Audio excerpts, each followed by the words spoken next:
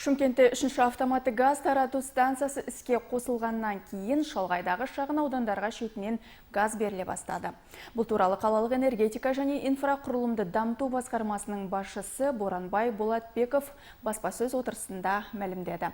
Сондай-ақ брифингте тұрғындардың көгілдір отынға қол жеткізу жолдарын Қазтрансгаз акционерлік қоғамы газды өткізу және тасымалдау бөлімінің басшысы Жеңіс Қуанышбеков түсіндіріп берді.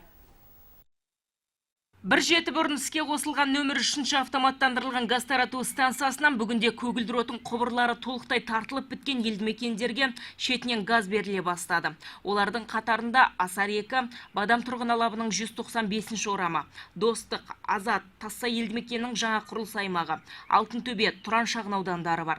Мегаполистегі көгілдір отын мәселесін толықтай шешуге аталмыш станцияның қауқары жеткілікті дейді жағымды жаңалығымен бөлісуге келген салаға жауапты басқарма басшысы. Осы агресті тапсырғаннан бері біздің қаламызда газ мәселесі шешілді деп 100% айта аламыз.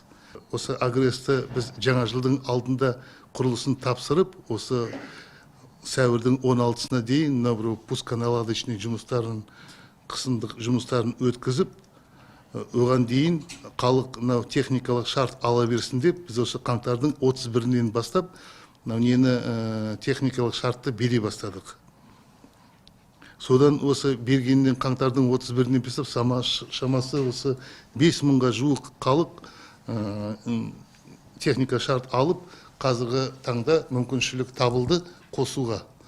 Осы уақытқа дейін көмір жағып күл шығарған шымкенттіктер көгілдір отынға қосылу үшін қайда барулары керек? Олардың қолдарында қандай құжаттар болуы шарт? Бұрын соңды бұл мәселемен бетпе-бет келіп көрмеген Бұхараға кім көмек бере алады? Осы және өзге де сауалдар төңірегінде сөз қозғаған Қазтрансгаз акционерлік қоғамының газды өткізу және тасымалдау бөлімінің басшысы Жеңіс Қуанышбеков брифинг барысында тәпіштеп тұрып түсіндіріп берді.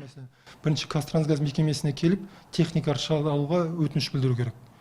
Техникалық шарт 5 жұмыс күнінде дайындалады. Техникалық шарт алған кезде жәнегі айтып кеттім ғой, жәнегі 5-6 құжат бар өткізетін. Ол жәнегі куәлігі, жер госактысы, техникалық паспорты, меншікті растайтын жәнегі әділет басқармасының справкасы, және қоятын құрылғылардың паспорттардың копиясы керек, былайша айтқанда. Газовое оборудование дейміз ғой, соның копиялар керек. Сол құжаттар толық болған жағдайда 5 күнде жәндегі өтінішті біз талқылап, зерделеп, жәндегіде техникалық шарт береміз.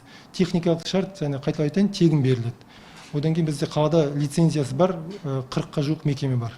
Тұрғындар өздері құқылы кез келген мекемені таңдап, келісімшартқа тұру керек. Одан кейін сол мекеме жәндегі монтаж жұмыстарын жасап береді, құжаттарды толық жинап, рәсімдеп, Қазтрансгазға қосуға өтініш білдіреді. Дәл қазіргі таңда қала тұрғындарын табиғи газбен қамту деңгейі 93%-ды құрап отыр екен. Жыл соңына дейін бұл көрсеткішті 94,7%-ға жеткіземіз деген қалалық энергетика және инфрақұрылымды дамыту басқармасының басшысы Боранбай Болатбеков бүгінде 9 елді мекенде газ желісінің жұмыстары жүргізіліп жатқанын жеткізді. Олар Батыс, Тассай, Арғымақ, Ақтас, Нұртас, Ақтас-2, Ақжар, Көкбұлақ, Тұран шағын аудандары. Сондай-ақ 2 магистралдық және 3 елді мекенге көгілдір отын құбырларын тарту үшін мердігерді анықтау мақсатында мемлекеттік сатып алу байқауы өткізілуде екен. Гүлнар Асқарқызы, Әлимәлік Лола Розметова, жаңалықтар.